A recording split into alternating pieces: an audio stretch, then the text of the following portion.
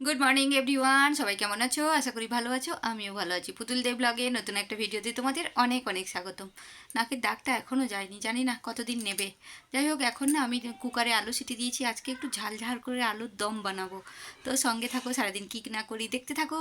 তো যেরকম বলেছিলাম, আলুর দম আমার রেডি হয়ে গেছে। ঝালঝাল করে আলুর দম করেছি, কিন্তু দেখছি আলুর দম শুধু ভালো লাগবে না, তার সাথে একটু ফ্রিজে আম আছে, চাটনিটাও করে নিই। তো যেরকম ভেবেছি সেরকম চাটনিটাও চাপিয়ে দিয়েছি। কড়াইটা আমি মোটামুটি একটু জল বুলিয়ে নিয়েছি, তাতেই চাটনিটা করে একবারে কড়াইটা মেজে নেব। তো এখানে দেখো আমি কড়াইটা শুকিয়ে এবার তেল দিয়ে চাটনি যেমনি হয় তেমনি করব।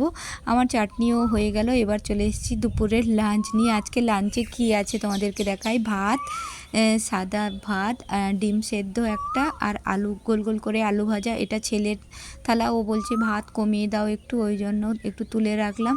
আর এটা হচ্ছে ভাত, ডিমের শাকে চচ্চড়ি, আলু ভাজা, পটল ভাজা, আর ওই যে ঝাল ঝাল আলুর দম।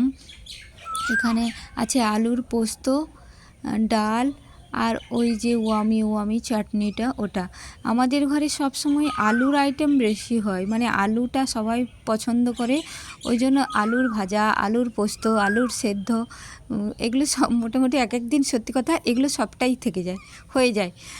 তারপরে দুপুরবেলা একটু খেয়ে দিয়ে, অনেক দিন শাড়ি পরিনি, তো শাড়ি পরে নিলাম, দিয়ে কটা রিলস ফিলস বানিয়ে টানিয়ে সন্ধেবেলা দেখো কী ঝড় এসছে আর আমি ঝড়ে কী করছি।